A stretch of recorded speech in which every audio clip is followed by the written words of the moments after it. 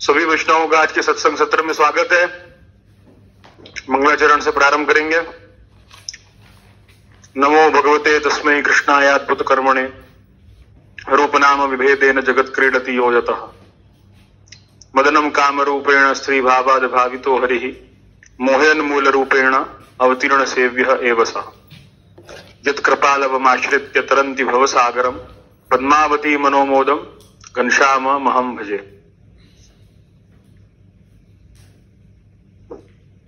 जैसा कि आप सभी को ज्ञात है, श्री राय जी विरचित ग्रंथ मद त्याग हेतु और उसके अंतर्गत 21 प्रकार के मद और उसके अंतर्गत 8वां मद सदाचार। तो सदाचार के विषय में जैसा श्री राय जी की आज्ञा है 13वें श्लोक के अंतर्गत उसी का क्रम अपन लेकर चल रहे हैं और उसी के क्रम में जितने भी प्रश्न हैं उनका प्रति उत्तर देने का प्रयास मैं कर रहा हूं। अब ऐसा विचार भी किया है कि यद्यपि आज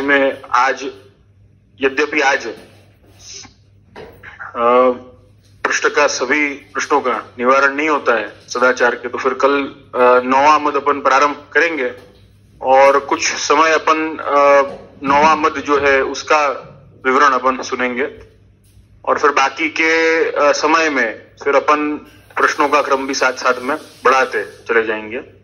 ऐसा विचार किया है। अब जैसे भगवत इच्छा होगी, भगवत कृपा होगी, वैसे निर्णय करेंगे।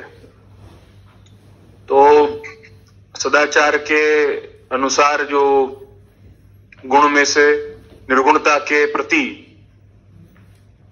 पहुंचने की आज्ञा है और गुण से निर्गुणता की तरफ जाना हो, बढ़ना हो, तो सदाचार का मद रख के क्या करना है, ऐसी आज्ञा श्री राय जी की है। और इसी क्रम से अपन आगे इस संदर्भ के जितने भी प्रश्न हैं उसका स्पष्टीकरण मैं देना चाहूंगा। तो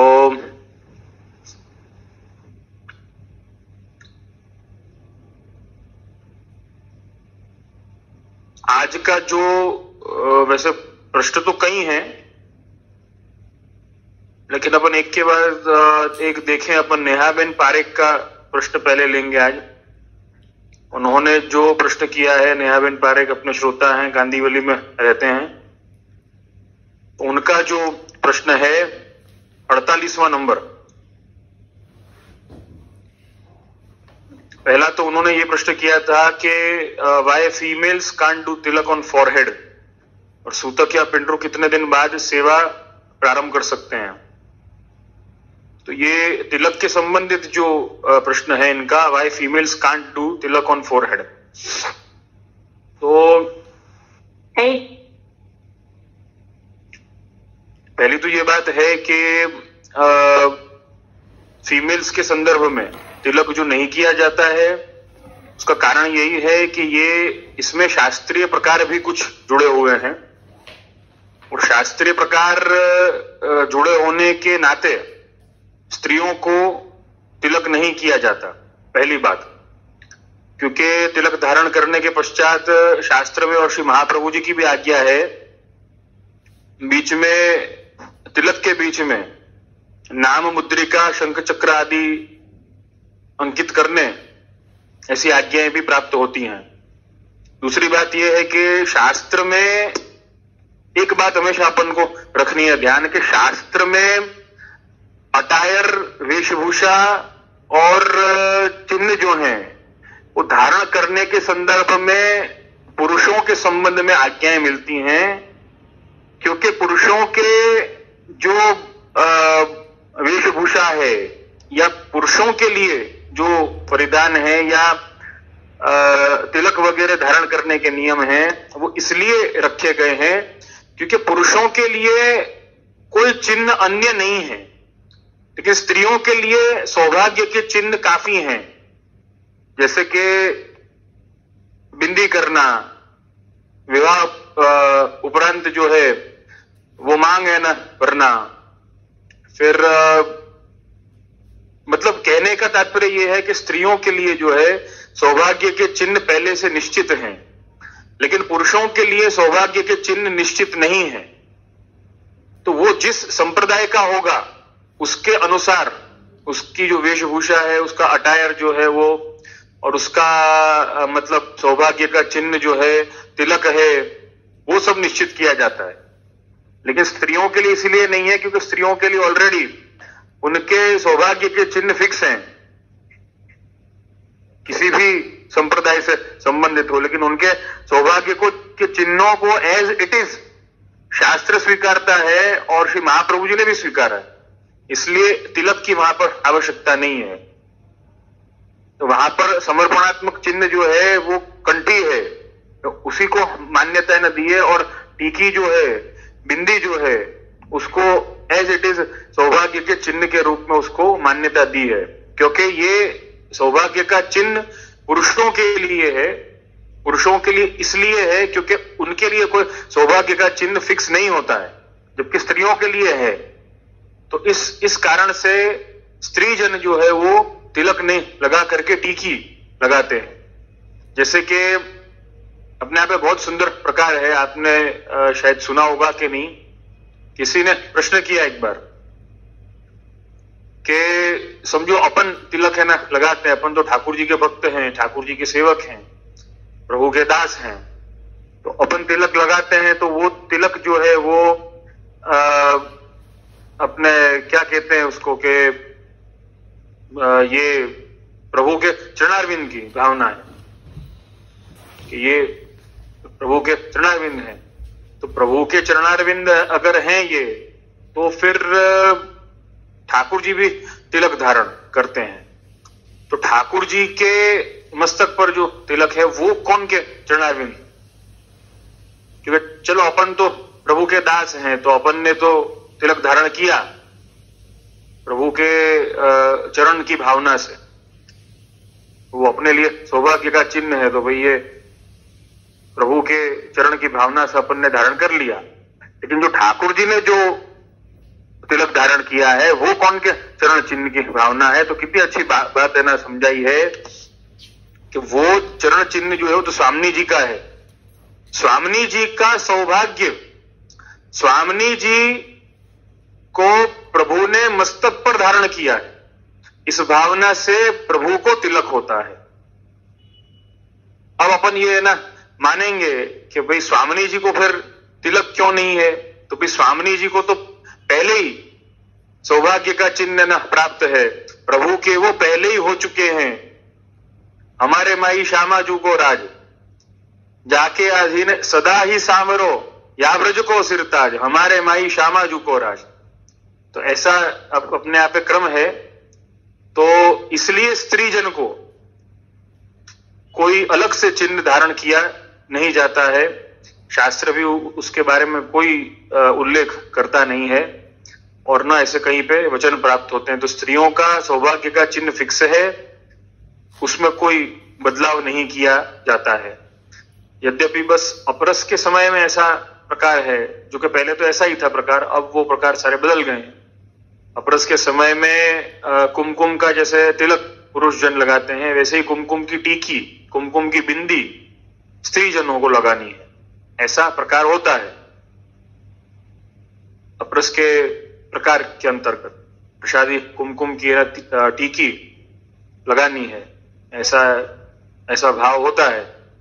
लेकिन टीकी के जगह पर तिलक लगाना, आजकल ब्रज में ऐसा प्रकार बहुत रहना शुरू हो गया है कि टीकी के जगह पर तिलक, मतलब कई, वैसे अपने संप्रदाय में तो अभी भी नहीं है, लेकिन वहां पर जाते हैं तो वृंदावन आदि में अन्य संप्रदाय के जो तिलक हैं वो धारण है ना करे जाते हैं, लेकिन शास्त्र उसकी आज्ञा देता नहीं है, और वैष्णव तंत्र के अंतर्गत तो वो आज्ञा कहीं पर भी प्राप्त नहीं होती। तो स्त्रियों का सौभाग्य का चिन्ह जो है वो पहले से ही उपस्थित है, तो उनको अलग से कोई सौभाग्य के चिन्ह की आवश्यकता नहीं है अपने ललाट पर, अपने कपाल पर। इस कारण से स्त्रियों को तिलक नहीं किया जाता है, क्योंकि मैंने स्वामी जी की भावना जैसे बताई है, स्वामी जी का राज जो है वो ठाकुर जी पर चलता है, तो उनका तो सौभाग्य का चिन्ह जो है वो पहले से ही उपस्थित है, बिंदी के रूप में, टीकी के रूप में। आधुनिक लोग ऐसा भी है ना समझाते हैं, अब ये शायद एक हास्य विनोद के ना तरीके से ही होगा शायद, कि ऐसा है कि जहां पर स्त्रियों की जहां पर बिंदी दिखती है उधर ना समझ जाने का कि भाई फुल स्टॉप हो गया है वहां, अब इसके आगे कोई अन्य कोई चर्चा या अन्य कोई स्कोप या अन्य कोई चांस नहीं है, वो फुल स्टॉप हो गया है, ऐसी भी है ना भावना। मतलब ये सिर्फ हास्य विनोद के लिए, ऐसा कोई सिद्धांत नहीं है, लेकिन हकीकत में कारण यही है कि वो सौभाग्य का चिन्ह जो है वो स्त्रियों के लिए फिक्स है, तो स्त्रियां वही धारण है ना करें। प्रभु ने उसको उसी अनुसार उसी क्रम से मान्यता दी है, शास्त्र ने भी दी है, तो उसी के अनुसार सौभाग्य के चिन्ह धारण करें। और उनका दूसरा प्रश्न है, सूतक या पिंडरू कितने दिन बाद सेवा प्रारंभ कर सकते हैं? सूतक और पिंडरू दोनों का क्रम जो है वो वर्ण के अनुसार है, वर्णाश्रम धर्म के अनुसार उनका पालन किया जाता है। ब्राह्मण को 10 रात्रि है, क्षत्रिय को 12, वैश्य को 15 और शूद्र को 40। मैंने इस बारे में भी उल्लेख किया है 30 या 40, वैसे 40 का है विधान, तो ऐसा क्रम है। तो जिस वर्ण में अपन हो उसके अनुसार अपन को ये निर्णय करके और अपन को सेवा प्रारंभ करनी चाहिए, ये उसका प्रकार है पूरा। और दूसरा जो सवाल है वो कपिल भाई का है, 49वां सवाल है, 49।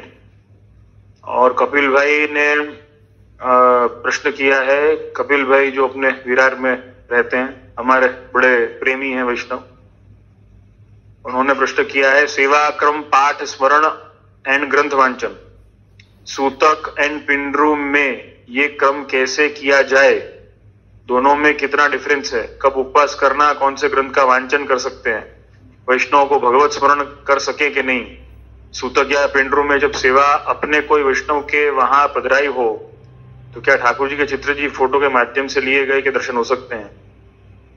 तो ये उनका सवाल है, सेवा क्रम पाठ स्मरण एंड ग्रंथ वांचन सूतक पिंडरू में ये क्रम कैसे किया जाए, दोनों में कितना डिफरेंस? देखो, जनना शौच माने पिंडरू है, मरना शौच माने सूतक जिसे अपन कहते हैं। तो इन दोनों में थोड़ा शास्त्र भेद मानते हैं, क्योंकि वहां पर जैसा कि मैंने पूर्व में समझाया है कि वहां पर संतुष्टि का भाव है, सुख का भाव है पिंडरू के समय, और सूतक के समय में जो है वो क्षोभ है, विक्षुब्ध मन होता है, दुख है, दुख का भाव है। डेफिनेटली सुख जो है या प्रसन्नता जो है, आनंद जो है, वो हमेशा दुख और क्षोभ से तो अच्छी है, वृद्धि हुई है, अपने कुल में वृद्धि हुई है। तो अपने कुल में वृद्धि होने पर पिंडरू आता है, और जब अपने कुल से कोई हरिशरण हो जाता है तो सूतक आता है, ऐसे क्रम है। अब सूतक और पिंडरू में ये क्रम कैसे किया जाए? देखो, सूतक में तो ऐसा है, सेवा क्रम, कोई सेवा क्रम नहीं हो सकता है, कोई पाठ उसका उच्चारण जो है वो अपने मुख से नहीं हो सकता है। स्मरण यद्यपि होना चाहिए, स्मरण तो होता ही है, स्मरण, बल्कि मैंने तो एक बार इस बात को समझाने के लिए मैंने बताया भी था कि स्मरण सूतक गुजराती में तक केवल इनके चांस, मौका, अच्छा मौका है। सूतक माने अच्छा मौका है। किस बात का अच्छा मौका है? कि इस बात का अच्छा मौका है कि प्रभु को आप कितना आप चाहते हो, प्रभु के प्रति आप कितना समर्पित हो, अपने स्वधर्म के प्रति आप कितने जागरूक हो, उसका टेस्ट देने का बहुत अच्छा मौका है। देखो, जब अनुकूलता होती है तब तो सब सेवा में पहुंच सकते हैं, लेकिन जब प्रतिकूलता होती है कि वे सेवा में पहुंच ही नहीं सकते, तब अनुसंधान कितना है। तो ये बहुत महत्व की बात है सूतक में, कि जब अपन सूतक काल में प्रभु का अनुसंधान कितना है, वो बहुत बड़ी बात है। और मुझे एक बात और समझानी है पिंडरू और सूतक या अटकाव के विषय में, जो भी आशौच है उनके विषय में मुझे एक बात और समझानी है। या अपन अपरस में से छी गए वगैरह के संदर्भ, मुझे बहुत एक गंभीर बात समझानी है, और वो ये है कि जब भी किसी को सूतक लगता है या पिंडरू लगता है या कोई मेंसेस अटकाव में होता है, मुझे ये नहीं समझ में आता है कि लोगों को लघुता ग्रंथि क्यों आती। जैसे कि अगर मुझे सूतक है तो मुझे लघुता ग्रंथि क्यों आती है, इंफीरियोरिटी कॉम्प्लेक्स क्यों आता है कि नहीं भाई देखो ये लोग, देखो ये तो सब आनंद कर रहे हैं, ये लोग तो सारे सुख और सब जीवन के सारे सुविधाओं का उपभोग कर रहे हैं और सिर्फ मैं ही है ना रह गया। ऐसी लघुता ग्रंथि नहीं आनी चाहिए, इंफीरियोरिटी कॉम्प्लेक्स नहीं आना चाहिए, बल्कि सुपीरियोरिटी फील होनी चाहिए। सुपीरियोरिटी का अर्थ मैं ऐसे नहीं है ना बोल रहा हूं कि अपने आप में अहंकार ले आओ, अभिमान ले आओ वगैरह वगैरह, जो भी कुछ है वो मद ले आओ, सदाचार का मद ले आओ, मैंने ऐसा नहीं कहा है। लेकिन हमको गर्व होना चाहिए। गर्व किस बात का? देखो, अपन ने मुझे लगता है रक्षाबेन कारिया ने, मुझे सवाल नंबर अभी याद नहीं है और ढूंढूं ऐसा कोई वो प्रासंगिक नहीं है, लेकिन समझाने के लिए शायद ये भी प्रश्न साथ साथ में ना हो जाएगा। रक्षाबेन कारिया ने प्रश्न किया था अभिमान और अहंकार में अंतर क्या है। तो अभिमान जो है वो इंग्लिश में उसको कहा जाता है गर्व करना या प्राइड, प्राउड फील करो आप, तो वो अभिमान कहा जाता है। खुद पर अगर प्राउड फील हो मतलब गर्व हो, देखो गर्व गरिमा से है ना संबंधित है गर्व, तो गर्व होना कोई बहुत बुरी बात नहीं है, लेकिन वो गर्व की एक लाइन क्रॉस है ना हो जाना कि भाई सिर्फ गर्व ही है, तो वो फिर अहंकार का रूप है ना आ जाता है कि सिर्फ मैं ही हूं, नहीं मैं भी हूं। ये फीलिंग प्राउड, ये प्राइड या ये गर्व जो है ये होना, इसमें कोई आपत्ति की बात नहीं है। जैसे कि हमको हमारी वैष्णवता पे गर्व है तो इसमें क्या आपत्ति की बात है, लेकिन हमको ऐसा लगे कि नहीं हमारी वैष्णवता ही ऊंची है, दूसरे सब नीचे है, तो वो अहंकार है, वो गलत बात है। तो ये थोड़ा अभिमान और अहंकार में जो भी प्रश्न क्रमांक हो वो देख लें, और उनका जो ये प्रश्न था उसका ये जवाब है। तो मुझे ये कहना है इसके ऊपर, जब भी सूतक आता है, पिंडरू आता है, मेंसेस अटकाव जो भी कुछ हो, तब हमको गर्व होना चाहिए। किस बात का गर्व होना चाहिए हमको? कि शास्त्र मर्यादा पालने का अवसर आया। आप मुझे ना बताओ, आप या अपन में से कोई भी, हम में से कोई भी नित्य जीवन में कितने शास्त्र वचनों का अनुसरण करते होंगे? कितने? नहीं कर पाते, चाहे तो भी नहीं हो सकता। अपना रूटीन ऐसा है, शेड्यूल ऐसा है, ये समय ऐसा है, नहीं कर पाते। लेकिन जब सूतक आया है, पिंडरू आया है, स्त्रीजन को मासिक धर्म आया है वगैरह वगैरह, या आप अपरस में हैं, ये सारे समय कौन से हैं? ये सारे समय क्या हैं? मुझे सबसे आश्चर्य की बात अगर कोई लगती है तो मुझे ये लगता है कि किसी को कह दो कि भाई तुमको नहीं छूना है, तो उसको इतना बुरा क्यों लगता है? उसमें बुरा लगने की क्या बात है? आज के समय में, अब ये तो बहुत मतलब ये बार बार समझाने की बात नहीं है, लेकिन एक प्रसंग है तो ये समझा रहा हूं कि अगर अपने अंदर ये भावना आ रही है कि भाई हमको तो सूतक है ना आ गया तो बहुत बड़ा गुनाह हो गया, तो आपका कोई गुनाह है ना थोड़ी हो गया है, बल्कि आपको तो अपने आप पर गर्व होना चाहिए कि ये ठाकुर जी की कितनी बड़ी कृपा है हमारे पर कि देखो शास्त्र मर्यादा के पालन का सुअवसर दिया।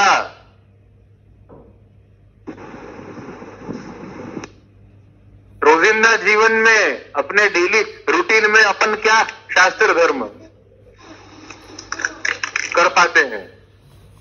नहीं कर पाते, बल्कि कितने सारे व्यवहारिक नियम ऐसे हैं कि जो अपन चाह करके भी अपनी परिस्थिति के कारण अपन कर नहीं पाते, लेकिन सूतक में ऐसा प्रकार है। अरे भैया देखो कितनी अच्छी बात है, ये भी एक बहुत अच्छा विचार आया मुझे। देखो आप नित्य के क्रम में शायद अपन ठाकुर जी की सेवा करते होंगे, लेकिन अपन को शिकायत होती है कि देखो ठाकुर जी बोलते नहीं है कि भाई हमारा जो भाव जो है, हमारी सेवा जो है वो अंगीकार करी के नहीं। ठाकुर जी तो कुछ बोलते नहीं है,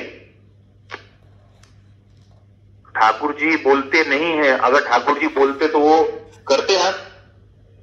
ये जो सूतक है, ये जो पिंडरू है, ये जो अपरस है, ये जो मेण है, उसकी आज्ञा ठाकुर जी ने की है और वो पालने का साक्षात प्रत्यक्ष नियम है, प्रत्यक्ष क्रम है। शास्त्र अपन को समझाते हैं। देखो शास्त्र का अर्थ क्या है? जो शासन करे वो शास्त्र है, जिसका शासन चले वो शास्त्र है। बोलते हैं ना अपन शासन। अभी अगर अपन देखने जाए भारत के शासन का शास्त्र क्या है, तो क्या? संविधान शास्त्र उसका। ऐसे ही अपने पर अगर सनातन धर्म का शासन अपन मानते हैं, अगर अपन नहीं मानते हैं तो अपन बहुत बड़ी भूल कर रहे हैं। अगर अपन मानते हैं तो फिर शासन कौन करेगा? शास्त्र करेगा। जैसे कि अगर आप भारत के नागरिक हो, अगर आपने सरकार को चुना है, सरकार आप पर शासन कर रही है, तो वो शासन करने का माध्यम क्या है? उसका शास्त्र है, उसका संविधान है। ऐसे ही शास्त्र का शासन करने का माध्यम क्या है? वो सनातन धर्म का जो माध्यम है वो शास्त्र है अपने पे शासन करने का। डंडा लेके कोई बैठने की बात ही नहीं है। शास्त्र जो है वो माध्यम है। तो ये भगवद आज्ञा को, ये वेदों को, वैदिक आज्ञाओं को किस ढंग से उसका पालन किया जाए।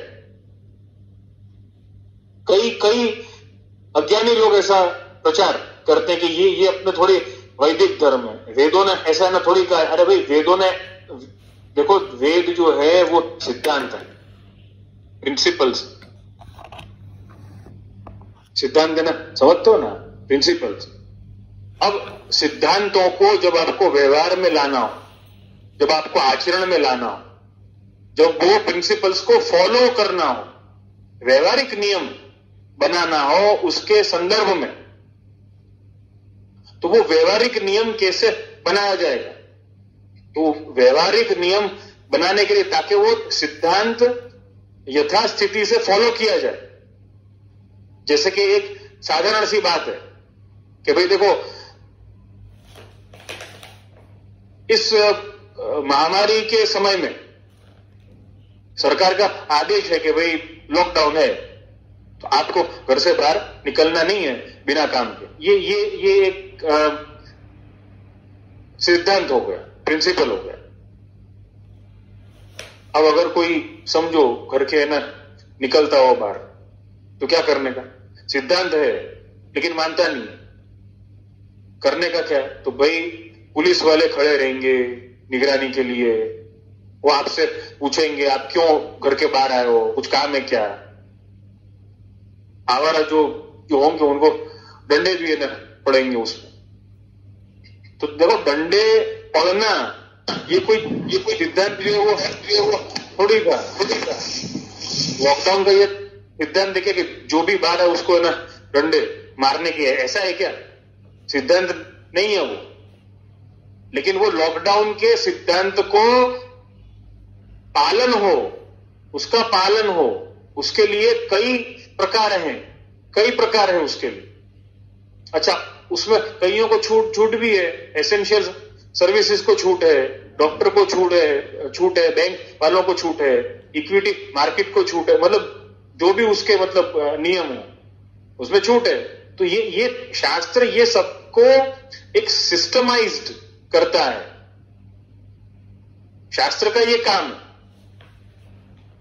तो हमको ये शास्त्र को मानने में शर्म नहीं आनी चाहिए, दुख नहीं होना चाहिए। देखो मेरे को तो लगा दिया सूतक, मेरे को, अरे भाई सूतक है ना, सेवा से मुझे दूर रहना कर दिया। अभी सेवा से दूर रहना कर दिया, लेकिन कितनी बड़ी बात है कि अब अगर इतनी ही सेवा में रुचि रखते हो तो फिर क्यों नहीं वो वाले समय में प्रभु का स्मरण कर सकते हो, ये बताओ। देखो अपने यहां पर बहुत अच्छी आज्ञा है, शायद विष्णु ने सुना होगा, संयोग से ज्यादा वियोग को है ना माना। संयोग से ज्यादा वियोग को मानने का तात्पर्य क्या है? आप कितना, देखो मैं बहुत आधुनिक भाषा में आप सबको है ना समझाऊं तो, आप कोई आपका आत्मीय हो, उसकी बातों को, उसको आप कितना मिस करते हो, ये महत्व की बात है। उसके सामने है ना बैठे हो तब तो उसकी तारीफों के ना पुल बांध रहे हो, वो तो ठीक है, लेकिन उसके जाने के बाद उसको भूल गए।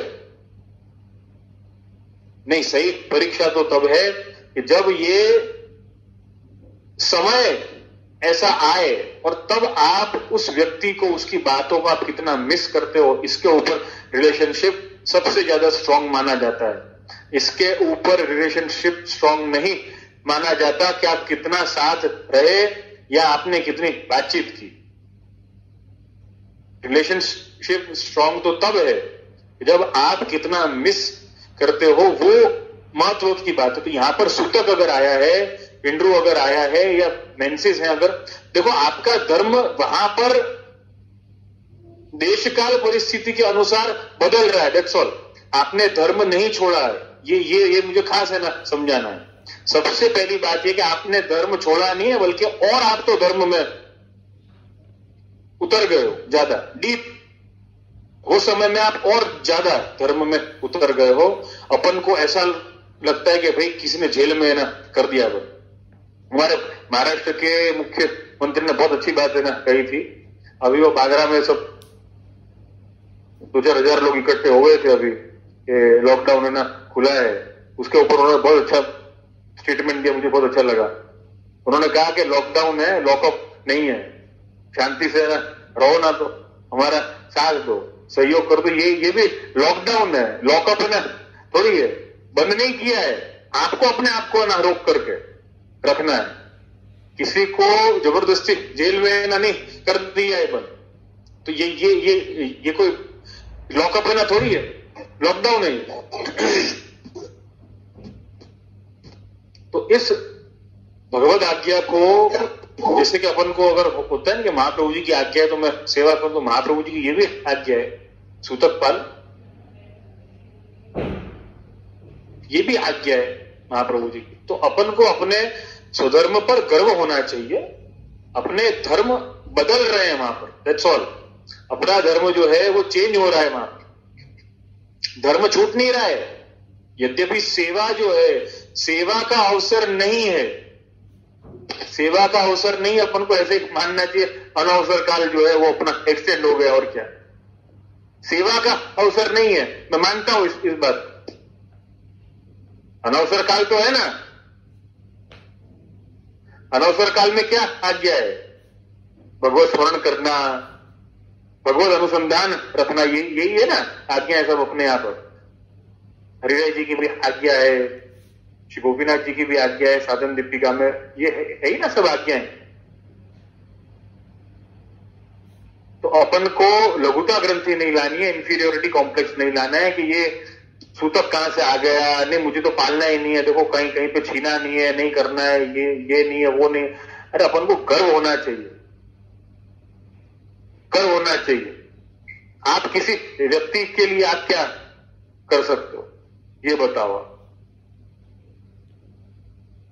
किसी व्यक्ति के प्रति श्रद्धा प्रकट करने के लिए अपन क्या कर सकते हैं? कुछ भी नहीं। लेकिन अपने आप पर तो इतनी संवेदनशीलता है। देखो कारण तो बहुत सारे हैं, एक नहीं और ना 1000 गिना सकते हैं, लेकिन उसमें अपन को जाना नहीं है। सामान्य सी बात यह है कि अपन शास्त्र धर्म को माने, कौन कितना संबंध में है ये निश्चित शास्त्र है ना करेंगे, ये निश्चित अपन नहीं करेंगे। पहले मुझे यही आप सबसे है ना कहना है। अपन को ऐसा लगता है कि नहीं, हम तो उसको जानते भी नहीं है, पता नहीं कौन है, क्यों सूतक पाल रहे हैं। क्यों सूतक पाल रहे हैं? देखो, कौन आपका भाई है, कौन आपका बेटा है, कौन आपका पिता है, कौन क्या है, लेट शास्त्र डिसाइड। कम ऑन, शास्त्र को निश्चित करने दीजिए ना। आप कौन है ये भी निश्चित शास्त्र ने किया है। आपने किया था क्या? शास्त्र ने किया है।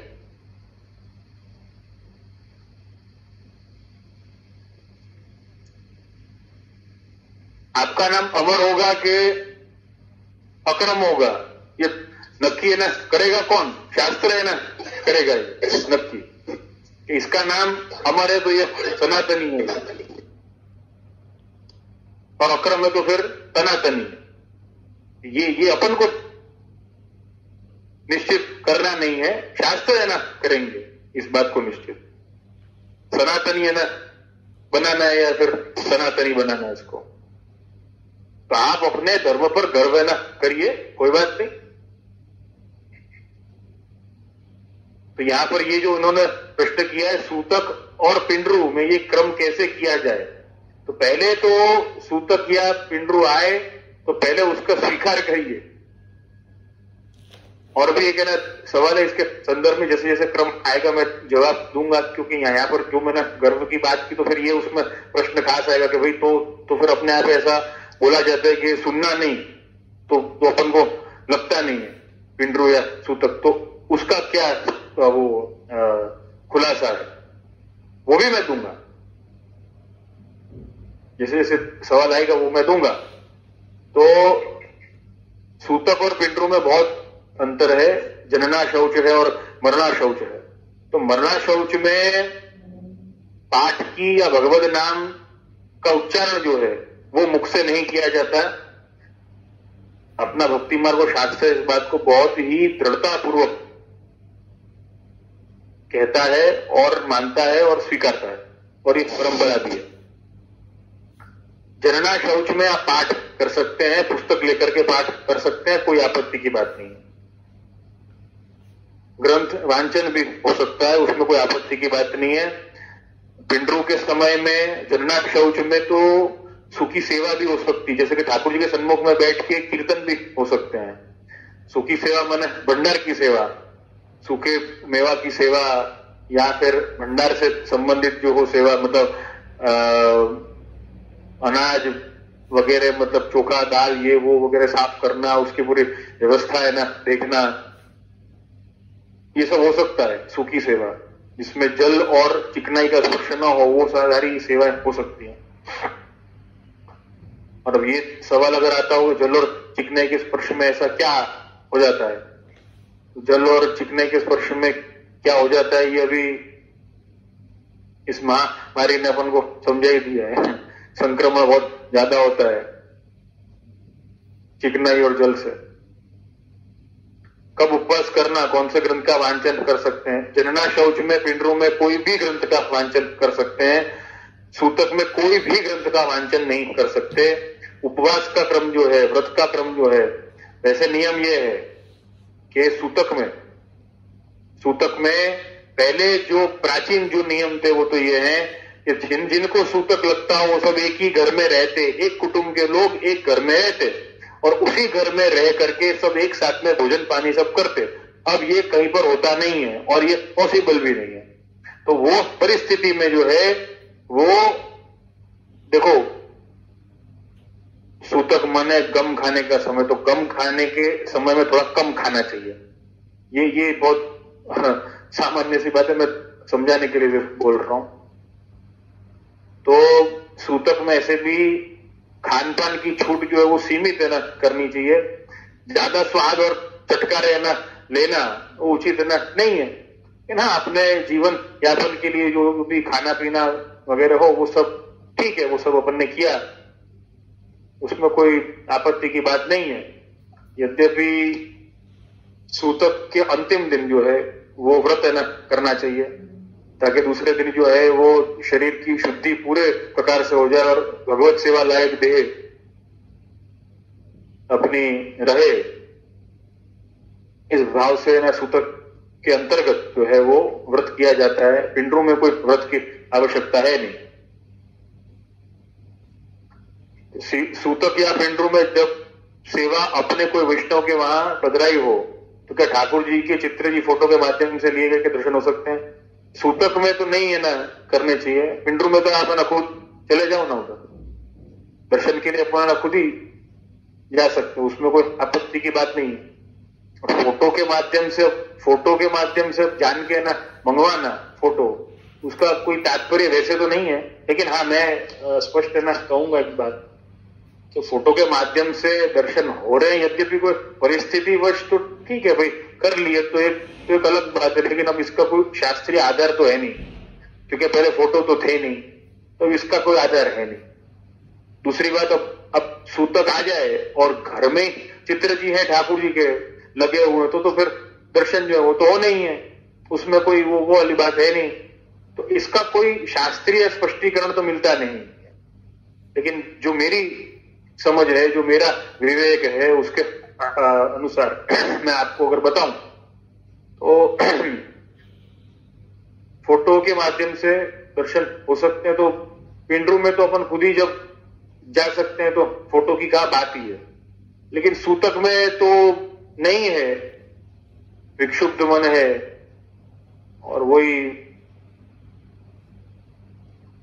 व्यान का है ना रिस्क है, तो वो नहीं है ना किए जाते हैं।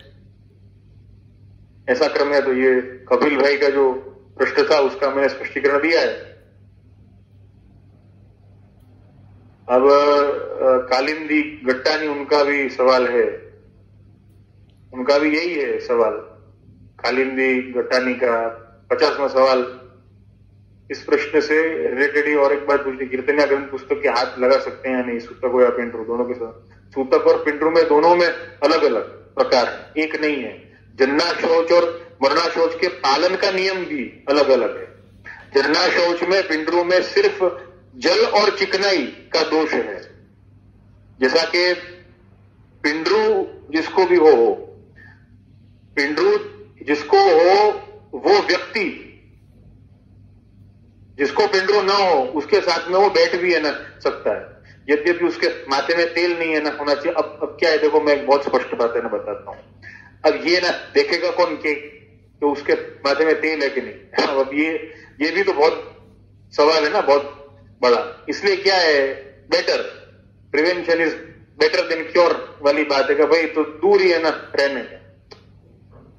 अब ऐसी है ना बात कि भाई वो किसको संक्रमण है और किसको नहीं है देखेगा कौन। तो इससे अच्छा ये है कि भाई सिद्धांत एक ही है ना रखने का, सोशल डिस्टेंसिंग वाला। तो वो वही है कारण। वो जनना शौच और मरना शौच के क्रम जो है वो अलग अलग है। इनको तो यही भाव से अपन को मानना है कि ये शासन जो है वो अपने पर इस सनातन धर्म का है और शास्त्र का शासन है अपने ऊपर। ना आपका है, ना मेरा है, ना और किसी का है, शास्त्र का शासन। ये सबसे बड़ी बात है। तो यही कीर्तनिया ग्रंथ के पुस्तक आप जनना शौच हो, पिंडरू हो, तो आप ना लगा सकते हैं, आप कीर्तन कर सकते हैं, ठाकुर जी के सन्मुख बैठ के कर सकते हैं, उसमें भी कोई आपत्ति नहीं। लेकिन बस जल और चिकनाई का जहां पर स्पर्श हो, वापस वही बात आ जाती है। जल और चिकनाई का स्पर्श जो हो वो अपने वहां पर जो है वो भेद या वहां पर एक सीमा बांधी गई है, शास्त्र ने बांधी है। अब वापस वो ही है उसका कारण। जल और चिकनाई से संक्रमण ज्यादा फैलता है, विचारों का संक्रमण भी है ना फैलता है, बिल्कुल फैलता है, उसको कोई वो नहीं है बात। तो जल और चिकनाई का स्पर्श, जैसे कि पिंडरू वाला जो हो वो अन्य के साथ भोजन न करे। पिंडू वाले के हाथ में आप सीधा जल आप दे नहीं सकते हो, नीचे धर दिया जल और उसने पी लिया जल, और वापस वो जो पात्र रोटी गिलास जो भी हो उसको खासा किया, कोरा करके रख दिया। अपने जो जिसमें टॉयलेट बाथरूम जो हो वहां पे जो विंडो वाला जो ना हो, जो शुद्ध हो वो जल ना डाल दे। ये सारे व्यवहारिक नियम काफी हैं इसमें। व्यवहारिक नियम से जैसा कि मैंने बताया भी है, एक अहोभाव प्रकट होता है, अपनी देह के प्रति एक अहोभाव प्रकट होता है। इस देह को एक बिलोंगिंगनेस मिलती है धर्म के प्रति, शास्त्र के प्रति, कि ये देह जो है वो देह केवल शरीर नहीं है। ये शरीर किसके लिए है? ये शरीर इस धर्म के लिए। तो इस धर्म के लिए मुझे शुद्धता रखनी, ये मेरा कर्तव्य है। देखो, ये शुद्धता आपके लिए नहीं है, अपने लिए नहीं है, ये शुद्धता धर्म के लिए, सत्य, दया और तप के लिए ये पवित्रता है। अपन को ऐसा लगता है कि हमको क्या फर्क पड़ने वाला है, हमको क्या है, हमने कुछ छीन लिया, हमने नहीं माना, हमने कुछ चिकनाई जल का स्पर्श कर दिया, हमको क्या फर्क पड़ने वाला है? फर्क आपको नहीं पड़ने वाला, लेकिन धर्म को पड़ने वाला है। जैसा कि सोशल डिस्टेंसिंग से, यद्यपि किसी की इम्यूनिटी बहुत स्ट्रांग हो तो वो अगर सोशल डिस्टेंसिंग का पालन न करे शायद उसको फर्क ना पड़े, लेकिन दूसरे को फर्क पड़ सकता है। अब ये सारे नियम आजकल तो सभी को मालूम है, लेकिन कहने का तात्पर्य मेरा यही है कि शास्त्र आज्ञा का निर्वहन करना है। प्रभु को तो मानते हैं, लेकिन प्रभु की भी मानना है। शास्त्र आज्ञा का नियम ये मैंने जैसे कि समझाया वो स्पष्ट हो जाना चाहिए कि कुछ सिद्धांत को फॉलो करने के लिए, कुछ प्रिंसिपल्स को फॉलो करने के लिए कुछ व्यवहारिक नियम बनाए जाते हैं। वो व्यवहारिक नियम जैसे कि सोशल डिस्टेंसिंग के लिए कहीं कहीं कोई एटीएम की लाइन में ना खड़े, आजकल देख रहे हैं ना अपन सब न्यूज चैनलों में, कहीं कहीं कोई पंसारी की है ना दुकान पे, किराना की है ना दुकान पर खड़े हैं, तो उसमें वो राउंड है ना बनाए हुए होते हैं 1-1 मीटर के अंतर में, उसमें है ना खड़े होना है आपको। तो क्या ये है ना बताया हुआ है क्या लॉकडाउन की ये ना नियम है कि ऐसा गोला है ना बनाया जाए रोड पर, और ये कोई नियम है ना थोड़ी है, लेकिन उस सिद्धांत को पालने में आसान नहीं हो उसके लिए ये सारे व्यवहारिक नियम है। तो यही बात जो है वो पिंडु और सूतक के संबंध में है। सिद्धांत एक ही है, सिद्धांत पवित्रता का है। पवित्रता का सिद्धांत, शुद्धि का सिद्धांत जो है वो कितनी अशुद्धि है उसके ऊपर है ना आधारित है। तो झरना शौच में इतनी अशुद्धि नहीं है, क्षोभ नहीं है, सुख है। मरना शौच में अशुद्धि है, ज्यादा है, और वहां पर क्षोभ है, दुख है। ये बात है। दोनों के जो संदर्भ जो है वो अलग अलग है। यद्यपि अपन को अपनी परंपरा, कुल परंपरा, गुरु आज्ञा से निश्चित करना चाहिए कि कैसे और कितना पाला जा सकता है, ये अपन को ध्यान रखना पड़ेगा। एक प्रश्न जो है वो सूतक से रिलेटेड जो है वो सुमन उनका है, 46वां नंबर है। उन्होंने प्रश्न किया है जो मुझे यही मैंने जो कहा था उनका यही था प्रश्न। कहते हैं सूतक पिंडों में श्रवण हो तो उसको पालन करना पड़ता है, और सूतक में आपने कई बार समझाया भी है कि 15 रात्रि को सुन के दूसरे दिन स्नान करने से कंठी बदल सकते हैं तो सेवा प्रकार में बाधा ना आ सके। आपकी कृपा से यही क्रम करते हैं घर पर कुटुंब में बोलते हैं नहीं सुनो तो क्या, पर पता तो होता है कि कुछ हुआ है। और हम तो कहते हैं कि हमारे गुरुदेव ने ऐसे करने को कहा है इसलिए हम करते हैं। भैया गुरुदेव का नाम मत दो, मैं आपको प्रमाण दे रहा हूं, गुरुदेव का नाम में नाम मत दो, नहीं तो गुरुदेव का वैसे नाम तो ना होता नहीं और बदनाम जो है वो हो जाते हैं। ऐसी बात है। नहीं, मैं ये एक लाइट मूड में बोल रहा हूं, मैं आप पे कोई आक्षेप नहीं है ना लगा रहा हूं, लेकिन मैं आपको यही ना कहूंगा कि भाई ये छूट क्यों है, ये मैं आपको बताऊंगा। इसका क्या प्रकार है नहीं सुनने का, आपके अनुकूलता से आप बताने की कृपा करें। ऐसा है, कुटुंब में बोलते हैं नहीं सुनो तो क्या, पर पता तो होता है।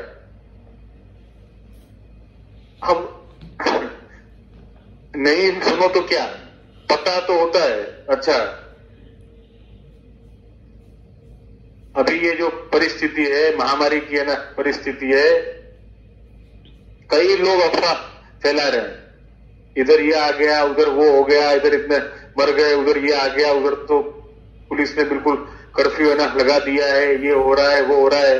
तो क्या मानने का सब?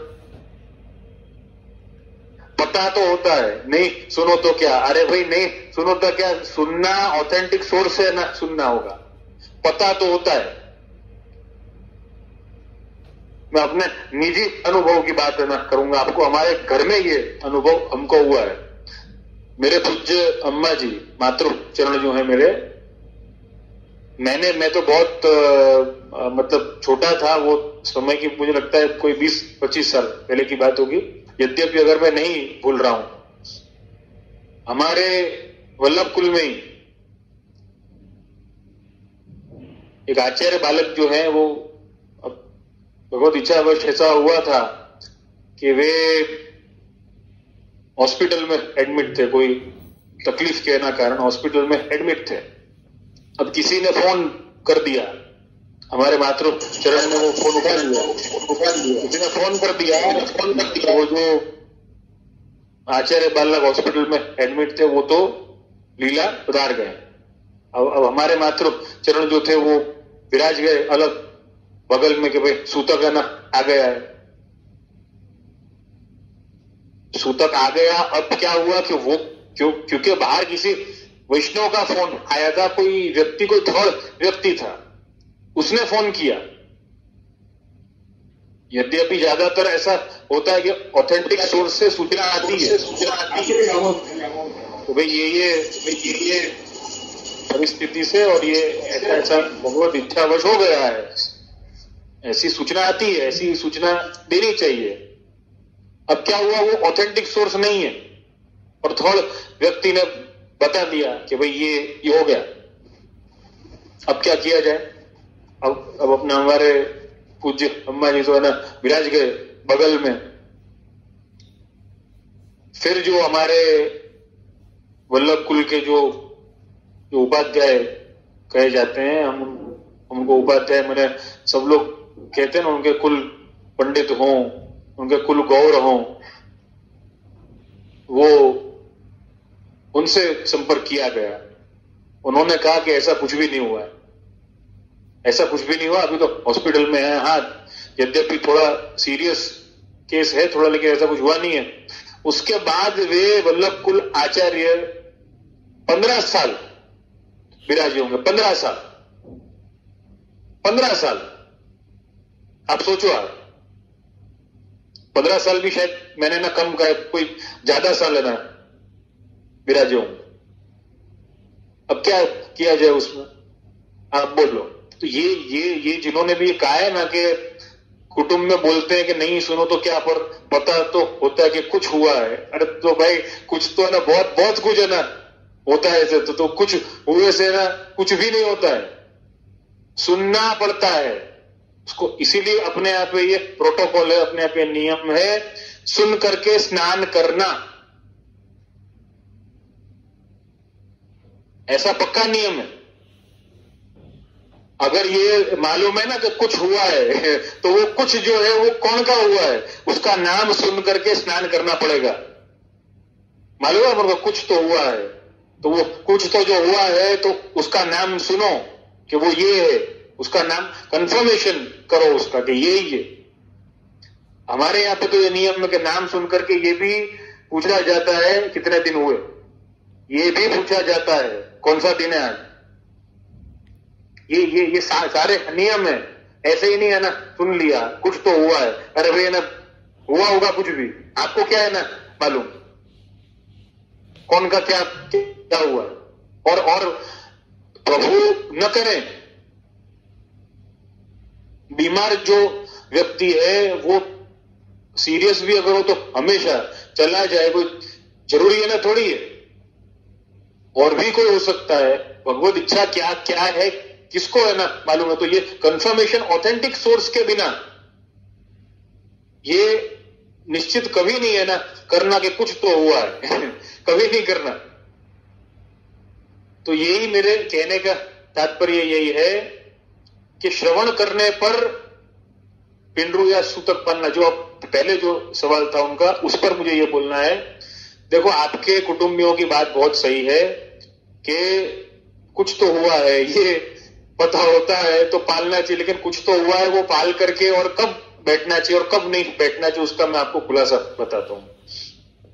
जो मैंने कहा ना कि भाई अपने यहां पर ये मान्यता है, गोपाल चौधरी ने भी ये वाला सवाल किया था कि भाई सुनने पर है ना लगता है, ऐसा क्यों? सुनने पर जो अगर नहीं सुना है तो नहीं है ना लगेगा, ऐसा क्यों? पहली बात ये है, मेरी बात हमेशा ध्यान में रखना, सूतक पिंडरू तो एक घड़ी नहीं पालो तो छूट है, लेकिन सूतक तो पालना ही है ना पड़ेगा आपको, एक रात्रि का भी पालना है। तो एक रात्रि का पालने का अपने यहां पे ये संप्रदाय में विशिष्ट क्रम क्यों है? मालूम है आपको? भगवत सेवा के कारण। आप भगवत सेवा कर रहे हो, प्रभु को कोई श्रम ना हो, इसके लिए नहीं सुनना है, भगवत सेवा के कारण ये छूट दी गई है। शास्त्र मर्यादा का उल्लंघन नहीं किया है अपन ने, हमेशा ध्यान में रखना। शास्त्र में ये आज्ञा है कि सूतक तो पालना ही है ना पड़ेगा, जन्ना शौच मरना शौच आदि पालना पड़ेगा, उसको तो शिरोधार्य किया है। लेकिन उसमें छूट कब ली है? उसमें छूट अपन ने तब ली है कि जब वो व्यक्ति सेवा कर रहा है, घर में प्रभु विराजमान है, और सबसे बड़ी बात, घर में प्रभु विराजमान है और सब अगर सुनेंगे तो प्रभु को परिश्रम होगा, अन्यत्र कहीं पधराने की बात आएगी किसी वैष्णव के यहां पर, और ज्यादातर आजकल किसी के यहां पर यह अनुकूलता नहीं होती है, इसलिए अपने यहां पर यह नियम किया गया। नियम तो क्या है, लेकिन परंपरा एक है, एक रीत अपने यहां पर करी गई कि भाई जो घर का बड़ा हो वो सुने, जिसको वहां पर हाजिरी देनी है वो सुने। अब ये सुनने का क्रम क्या है? सुनने का क्रम यही है कि भगवत सेवा में कोई भी विक्षेप ना हो, इस कारण नहीं सुनने की बात है। पालना नहीं है कि सूतक से भाग रहे हैं, उसके लिए नहीं है। जो भगवत सेवा नहीं करता है उसको तो सुनना ही चाहिए, उसको तो पालना ही चाहिए, उसको तो भागना बिल्कुल नहीं चाहिए। लेकिन जो भगवत सेवा करता है, जैसे कि पूरा घर भगवत सेवा कर रहा है, तो बेकार में सबको पाल करके और सेवा में विक्षेप खड़ा करना, इसका कोई औचित्य नहीं है, इस कारण से नहीं सुना जाता। भगवत सुखार्थ है, ये बात हमेशा ध्यान में रखना आप सब, भगवत सुख के लिए है। सर्वोपरि अपने यहां पे भगवत सुख है पुष्टि भक्ति मार्ग में, तो पुष्टि भक्ति मार्ग में भगवत सुख को ध्यान में रख करके ये एडजस्टमेंट किया गया है, और कोई बात नहीं। पिंडरू हो, सूतक हो, अच्छा ये अगर अपन ऐसा मानते हैं कि भाई सुना नहीं है, ये सिद्धांत है, पता नहीं है सिद्धांत है, तो ऐसा अटकाव में नहीं है ना, करते क्या अपन? अटकाव है, समझो कि कोई घर में कोई मासिक धर्म में है, अटकाव है, और अपन ने छू लिया या उसकी कोई वस्तु को छू लिया। अब अपन ने कहा, मैंने कहा सुना था कि अटकाव। कई लोग ऐसे भी है ना, होते ओवर स्मार्ट, जब सूतक सुनने पर लगता है, पिंडरू सुनने पर ना लगता है, तो अटकाव में भी छीएंगे कब? जब मैंने सुना हो कि तुम मासिक धर्म में हो। नहीं होता है ऐसा? क्यों नहीं होता है? क्योंकि वहां पर कोई स्कोप ही नहीं, वहां पर कोई स्कोप, वहां पर तो पालना ही है। मतलब क्या है कि अपन ये सूतक और पिंडरू का नहीं सुनने का जो क्रम है, वो बचने के लिए नहीं कर रहे हैं, वो भगवत सेवा के लिए कर रहे हैं। अगर बचने के लिए अगर होता तो अटकाव में भी ऐसे ही किया जाता, लेकिन ऐसा नहीं किया जाता। उसका कारण यही है। और यद्यपि जिसको भगवत सेवा का कोई आग्रह नहीं है, भगवत सेवा जो नहीं कर रहा, उसको तो सूतक पहले ही दिन ना सुन लेना चाहिए, उसमें कोई आपत्ति नहीं। पिंडरू के समाचार, सूतक के समाचार पहले ही दिन सुन लेने की, वो तो कर नहीं रहा सेवा, तो सेवा कर रहा है उसके लिए सारी बात है ना। तो ये भगवत सेवा के लिए है। जब तक ज्ञान नहीं हुआ, देखो सीधी सी बात है, जब तक ज्ञान नहीं हुआ, जब तक मालूम नहीं ऑथेंटिक सोर्स है। मैंने एग्जाम्पल दिया है आपके सामने, हमारे साथ में ये घटना हुई है, अनुभव हुआ है हमको ये कि नहीं भाई, इसीलिए बड़ों ने ये रीत रखी होगी कि भाई कुछ तो हुआ है, ये अगर मालूम भी हो तो भी सुन करके स्नान करना, तभी है ना मानना कि क्या हुआ, नहीं तो नहीं मानना। तो यही स्पष्टीकरण है इसका। और हम तो कहते हैं कि हमारे गुरुदेव ने ऐसा कहा है, लेकिन वो भगवत सुख के लिए कहा है। इसका क्या प्रकार है नहीं सुनने का, तो नहीं सुनने का प्रकार यही है कि ज्ञान नहीं हुआ है तो आशोच नहीं है ना मानना, क्योंकि क्षोभ नहीं हुआ है। और वो जो व्यान वाला जो मामला जो है वो व्यान वाला मामला भगवत सेवा कर्ता के ऊपर वो ना व्यान जो है वो व्याप्त ना हो नहीं सकता, क्योंकि वो खुद जो है वो भगवत सेवा कर रहा है, इसलिए कोई सूतक का कोई औचित्य नहीं है। अगर नहीं सुना है तो, लेकिन नहीं पालना ऐसा नहीं है। आखिरी दिन उसको पालना, आखिरी रात, एक रात तो सूतक पालना ही है, दूसरे दिन सब है ना हो जाएंगे शुद्ध और भगवत सेवा में जाएंगे, लेकिन पालना तो है। सूतक से भाग नहीं रहे, लेकिन भगवत सेवा के सुख के लिए ये किया है। पुष्टि भक्ति मार्ग पूरा भगवत सुख के लिए ही है, पुष्टि भक्त का जीवन भगवत सुख के लिए है। इसीलिए अपने वल्लभ कुल ने, अपने आचार्यों ने ये व्यवस्था बनाई है, सूतक से भागने के लिए नहीं की है। यद्यपि ऐसा होता तो अटकाव से भी अपन ना भागते ना, क्यों अपन भागते नहीं? उसका यही है कारण कि भागना नहीं है, लेकिन भगवत सुखार्थ वहां पर वो व्यवस्था रखनी है।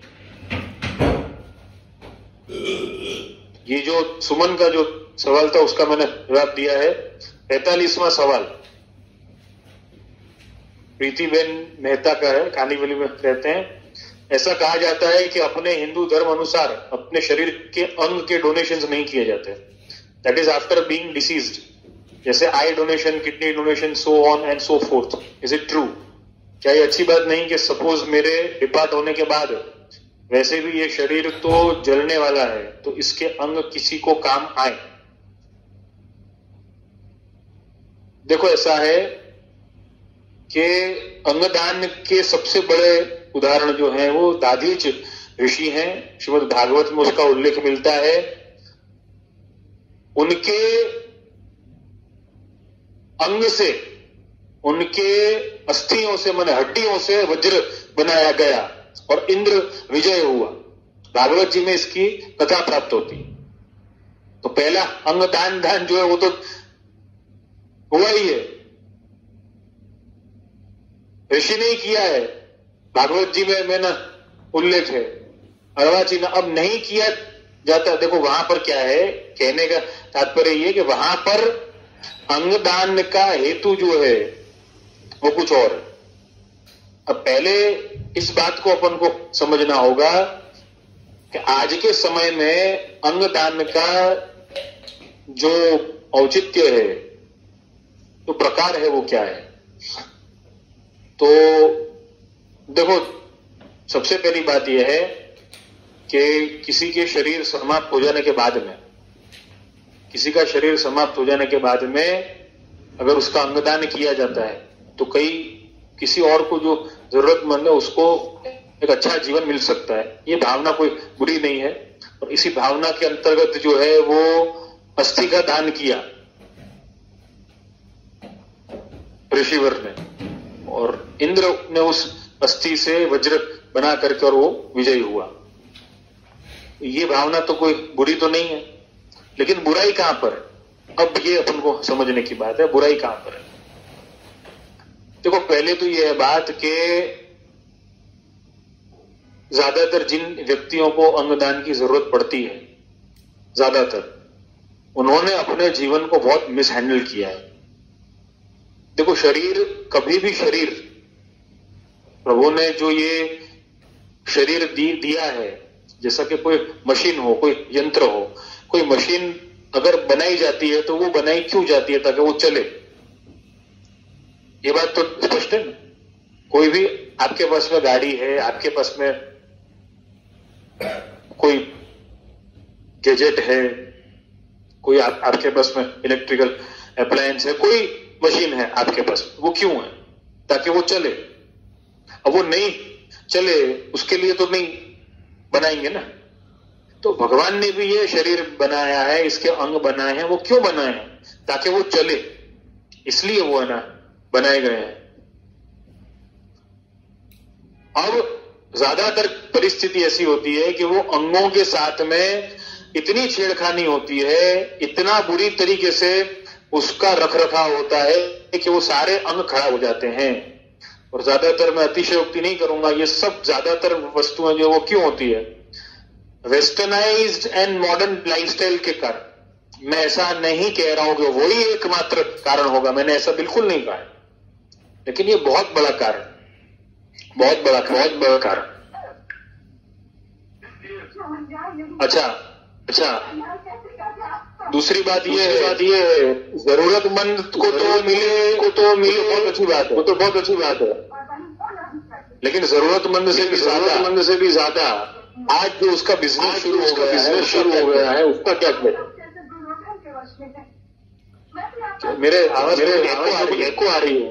किसका माइक ऑन हो गया है? प्लीज बंद करें आप, या फिर प्रियंका आप म्यूट करें सबको। हाँ, थैंक यू।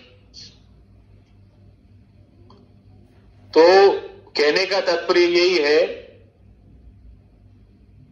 कि वो अंगदान के द्वारा, वो अंगों के द्वारा या अंगों से बिजनेस नहीं किया जाएगा, उसकी कोई श्योरिटी नहीं। और यही बहुत बड़ा कारण है कि भारत सरकार ने भी ऑर्गन डोनेशंस के जो नियम हैं उसके कानून बहुत कड़े किए हैं। लीवर ट्रांसप्लांट है, किडनी ट्रांसप्लांट है, वगैरह वगैरह रिलेशन ना हो तब तक तो आजकल जो है उसको गुनाह माना गया है, खरीद नहीं सकते आप। ऐसा क्यों किया गया? क्योंकि ये इसके लोभ में, इसके लालच में कई प्रकार के क्राइम शुरू हो गए थे, इसके लिए किया गया। तो इस कारण से अपने शास्त्र ने भी, देखो पहली बात, अगर शास्त्र की आज्ञा है, अगर शास्त्र मौजूद है, तो व्यक्ति को अपने अंगों के साथ में, जैसा कि लीवर ट्रांसप्लांट किया जाता है, अब वो व्यक्ति इतना भयंकर शराब सेवन कर रहा है, वो व्यक्ति इतना भयंकर रूप से शराब का सेवन कर रहा है कि उसने अपने लीवर को ही समाप्त कर दिया। अब उसके बाद में आपसे कहा जाता है कि अब आप अपना लीवर इसको डोनेट करो, तो क्या ये सही है? पहले तो खुद अपना लीवर उसने समाप्त किया स्वच्छंदी आचरण के कारण, और फिर जिसका लीवर स्वस्थ है वो उसको दे। क्यों? क्योंकि वो आत्मीय है, वो अपना है, या अपने तुम दया खाओ उसके ऊपर, इसलिए वो दया खाने की बारी क्यों आई? ऐसा अवसर क्यों आया? कि उसने शास्त्र की आज्ञा का उल्लंघन किया, उसने शास्त्र मर्यादा को नहीं माना, स्वच्छंदी आचरण उसने किया, उसका अपराध, शास्त्र का अपराध सबको भुगतने की बारी आई, या उसके आत्मियों को तो भुगतने की बारी आएगी। तो ऐसे ये सारी वस्तुओं के कारण अंगदान को, वैसे अंगदान का कोई उल्लेख ही नहीं है, मैं स्पष्ट कहूं आपको, शास्त्र में अंगदान का कोई उल्लेख ही नहीं है। यद्यपि एक दिव्य भावना यह है कि भगवान ने जैसे आपको जो अंग दिए थे, वो अंग वैसे के वैसे ही भगवान के पास में वापस जाए इस देह की समाप्ति के बाद। इससे कोई छेड़छाड़ ना हो, कोई इससे बिजनेस ना हो, कुछ भी नहीं हो। इस कारण से अपने यहाँ पे अंगदान नहीं किया जाता है।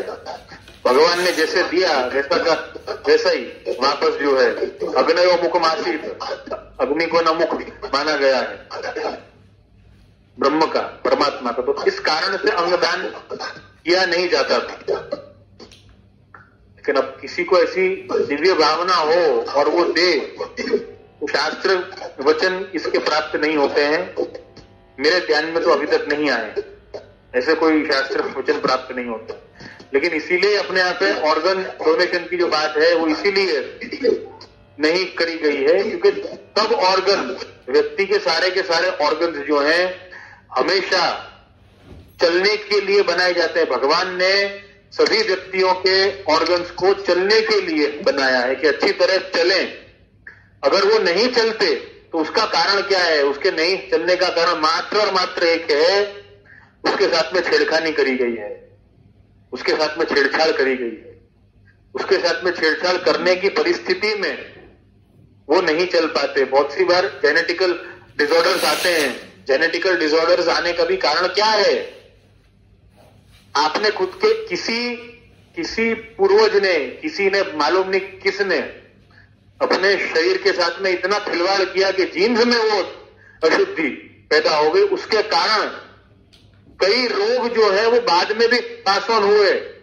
जेनेटिकल जो डिसऑर्डर्स आते हैं, जेनेटिकली वीकनेस, जेनेटिकल डिजीजेस जो आती हैं, उसका कारण क्या है? किसी और ने किया, भुगत कोई और रहा। इसीलिए कहा है कि अपने जीवन को दिव्य बनाओ, अपने जीवन को पवित्र बनाओ। शास्त्र ने इसीलिए तो कहा, सत्य, दया, तप, पवित्रता की बार बार बात जो शास्त्र समझाता है या प्रतिपादन करता है, और अपने वल्लभ, अपने गुरु, सदाचारी व्यक्ति शास्त्र आज्ञा, शास्त्र मर्यादा के पालन का आग्रह रखता है। उसका कारण क्या है? उसका कारण यही है, जियो और जीने दो। आप सुखी है ना, रहो और सबको सुखी होने दो। यही तो कारण है उसका, दूसरा कोई कारण नहीं है उसका। ये बहुत अपन को ये समझना होगा। तो जो ऑर्गन डोनेशंस की जो बात है, उसके संदर्भ में शास्त्र आज्ञा कोई प्राप्त होती नहीं है। पहली बात तो ये है। और दूसरी बात ये है कि वो डोनेशन का जो प्रकार है उससे बिजनेस नहीं होगा, वो क्या मालूम।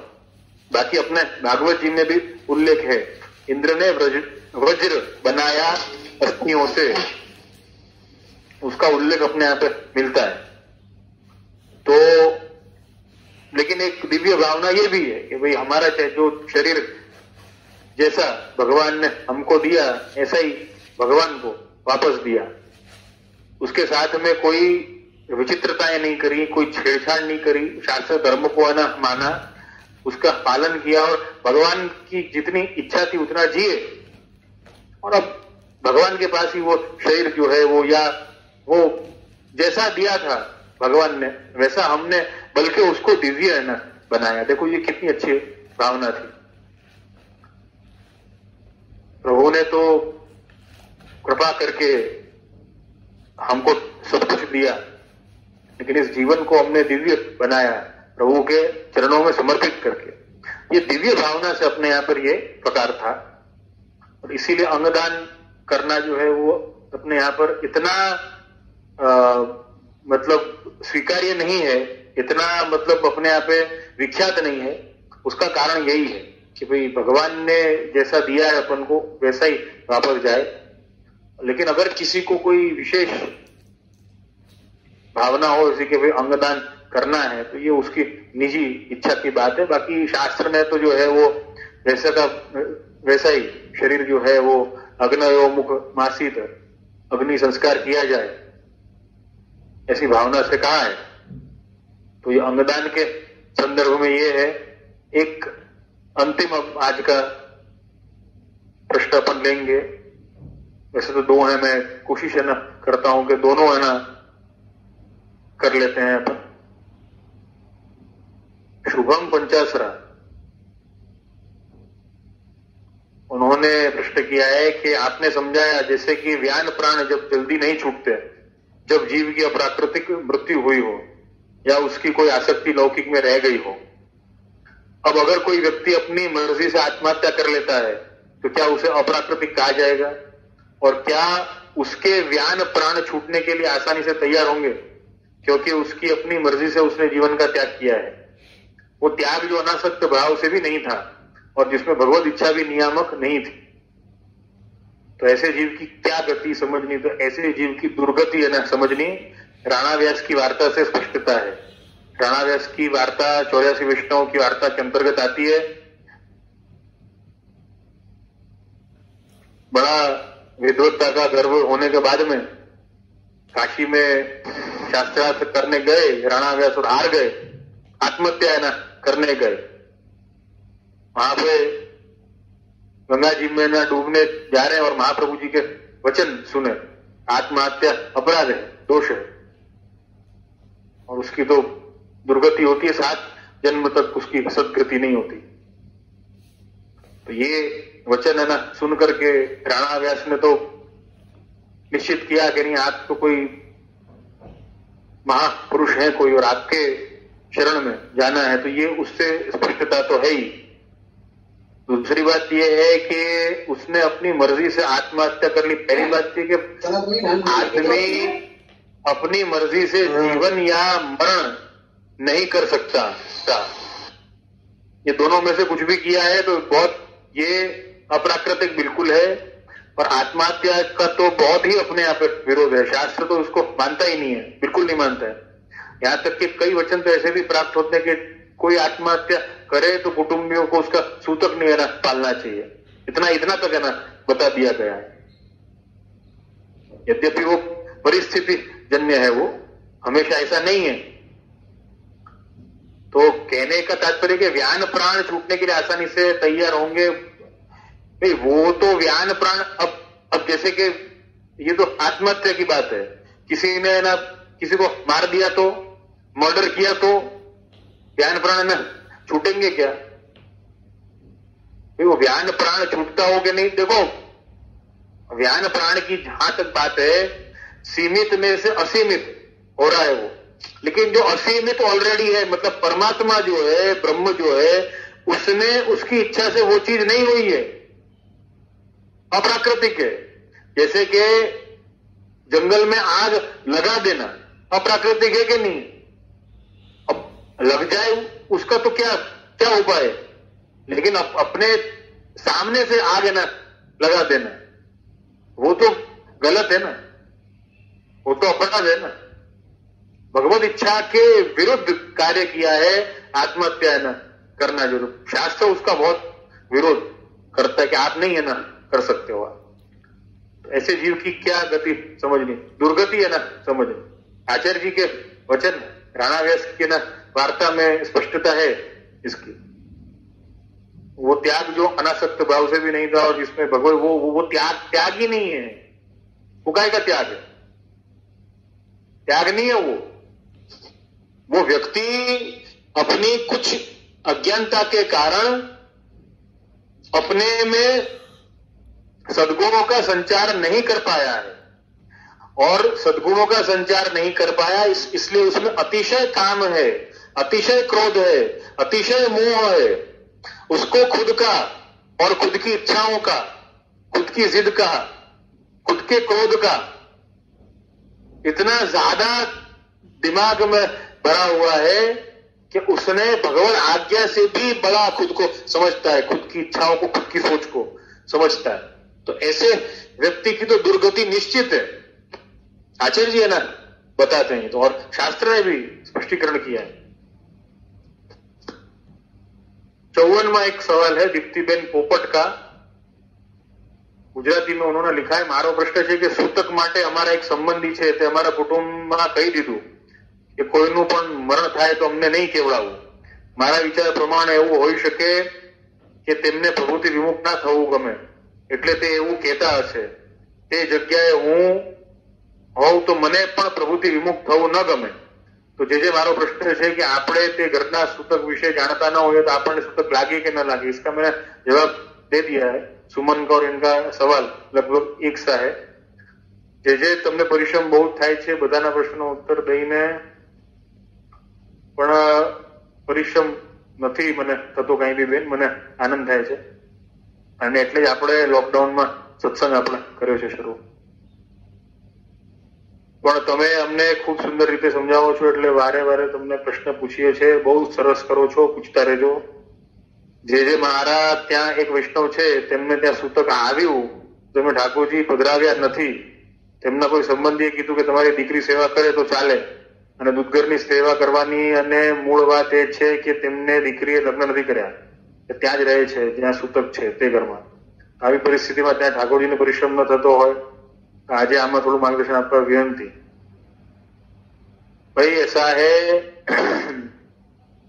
लड़की घर में रह रही है, अविवाहित है, मतलब उसका गोत्र बदला नहीं है, और गोत्र अगर बदला नहीं है तो गुणसूत्र तो वही आए, तो वापस है ना वही बात होगी, तो सूतक तो लगेगा ना उसको, वो भी है ना सूत की हो गई है, तो वो सेवा कर नहीं सकती। जिनके घर में सूतक आया है, जिनको सूतक आया है, इन्होंने ये सवाल किया है दीप्ति बहन ने कि जिनको सूतक आया है उनकी बेटी जो अविवाहित है उनके घर में है, तो किसी ने कहा कि तुम्हारी बेटी सेवा कर सकती है दूधगर की सेवा होकर, तो ये किसी ने कहा, मैंने आपको कहा कि एक काम में ना करो, सूतक वूतक कुछ नहीं होता है, पालो ही मत, उससे क्या हो जाएगा? मेरे कहने से क्या होता है? किसी के भी कहने से क्या होता है? आचार्य जी ने कहा, शास्त्र ने कहा, नहीं कहा।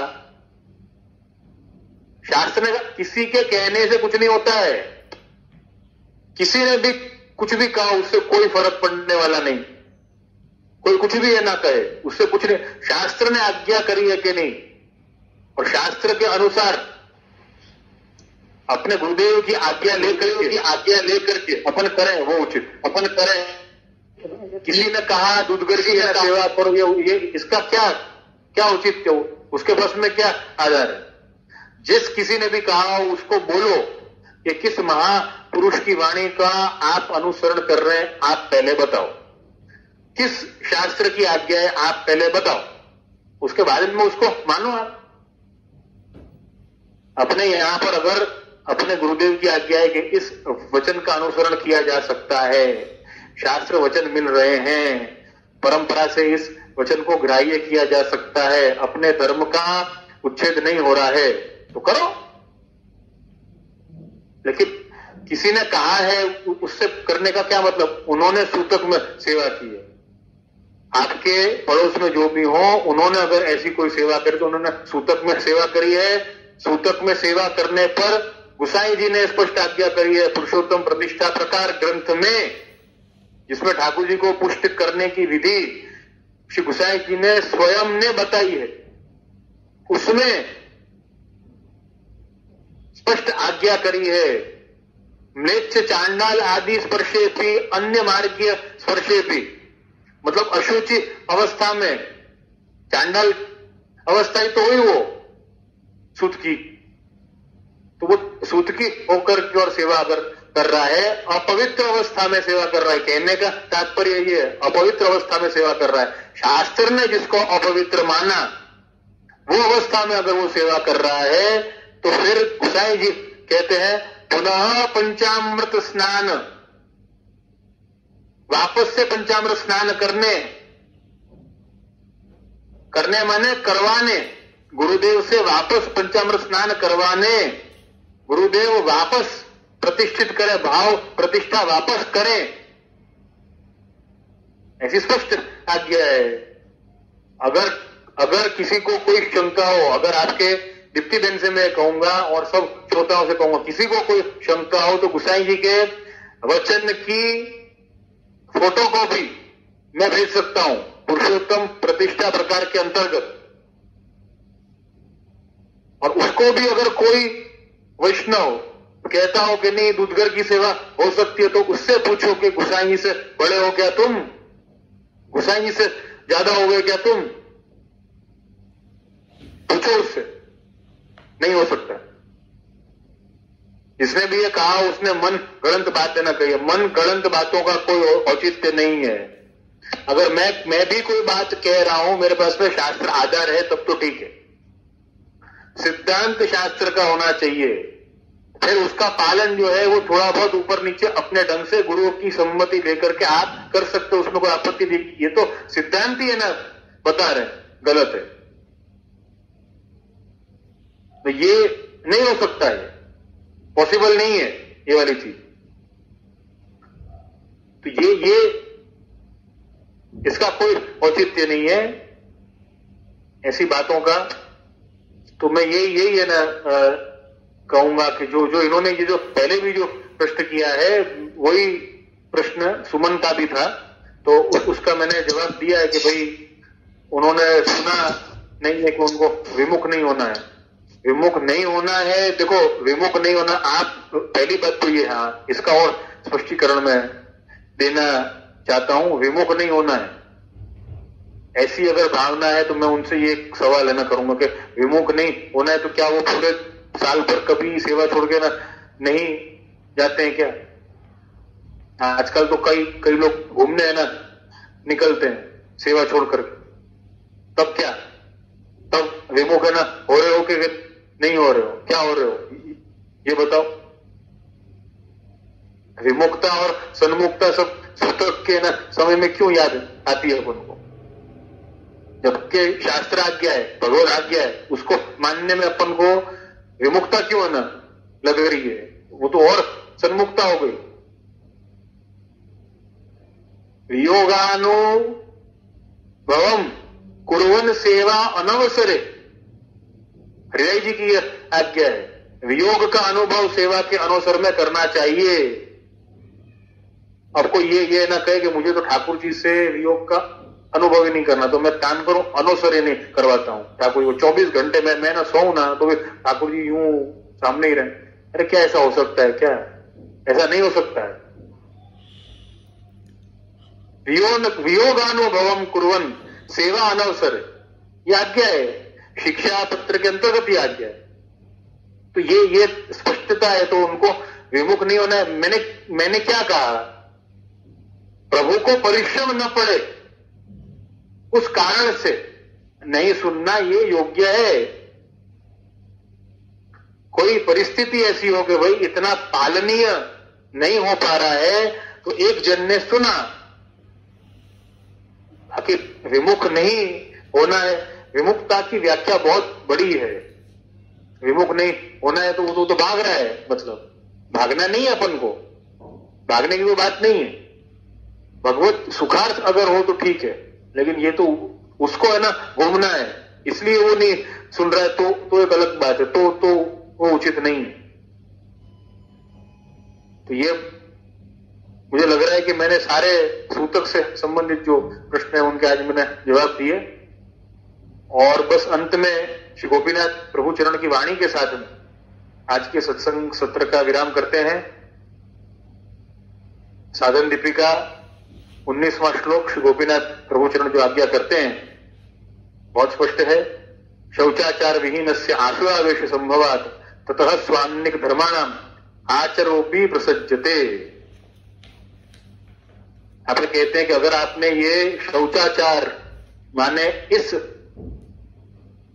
पवित्रता का ध्यान नहीं रखा, शौचाचार माने कब आशौच लगता है, कब उसकी शुद्धि कैसे करनी। वैष्णवों हमेशा शास्त्र को नियामक मानना, अपने पर शासन शास्त्र का है, किसी व्यक्ति का भी नहीं है, आप हमेशा ध्यान में रखना। और जो लोग शास्त्र को नियामक नहीं मानते वो बहुत बड़े पाखंड धर्म में फंसने वाले हैं, ये निश्चित है बात। क्योंकि वो व्यक्ति की बात को मानते हैं, शास्त्र की बात को नहीं मानते, वो मूल गुरु की बात को नहीं मानते, तो वो बहुत बड़े पाखंड में फंसने वाले हैं या खुद पाखंड को बढ़ावा देने वाले हैं, ऐसा मान। यो वदत अन्यथा वाक्यम आचार्य वचनाचन संस्कृति प्रेरको वापी तत्संगो दुष्ट संगम। आचार्य जी के वचनों से भिन्न अगर कोई वाक्य मिलते हैं तो उसको दुष्ट संग मानना। आचार्य जी ने कहा कि शास्त्र वचन को मानना है तो मानना ही है। तो यहां पे यही बता रहे हैं गोपीनाथ प्रभु चरणा, इसकी व्याख्या अपन कल सुनेंगे। शौचाचार, सूतक पिंडरू, अटकाव वगैरह जो भी आशौच की अशुचि अवस्था है, अपवित्र अवस्था है, उनका यथाविधि पालन नहीं किए जाने पर आसुरावेश की संभावना है। असुरों की जैसी भावना होती है, असुरों के जैसे विचार होते हैं, ऐसे विचार, ऐसी भावना, ऐसा आवेश आने की संभावना है। ततः स्वान्निक धर्माणाम आचरोपि प्रसज्जते। कहते हैं अपने अपने नित्य कर्मन को आचरण करना चाहिए, अपने अपने स्वधर्म का आचरण करिए। सूतक काल आया है तो उस समय के धर्म क्या है उसका आचरण करिए। ये दिव्य भावना है, You are an odd man out, no problem. That doesn't mean to develop an odd feeling. उसका अर्थ ऐसा बिल्कुल भी नहीं. आपको गर्व होना चाहिए, मैं शास्त्र आज्ञा निभा रहा हूं. और कभी भी सूतकी को, पिंडरू वाले को हकाल देना, अरे तुम तो छू गए, नहीं. पहली बात तो यह कि उसी को ध्यान रखना चाहिए. ज्यादातर ना होता क्या है, वो सूतकी जो होगा वो क्या है, सबके बीच में जाकर के खड़ा हो जाएगा. फिर 4 जन आके पूछेंगे सूतक है, सूतक है, सूतक है, तो वो दूर है ना, फिर उससे सब दूर है ना, भागेंगे. वो तो है ना खड़ा है, वो आराम से.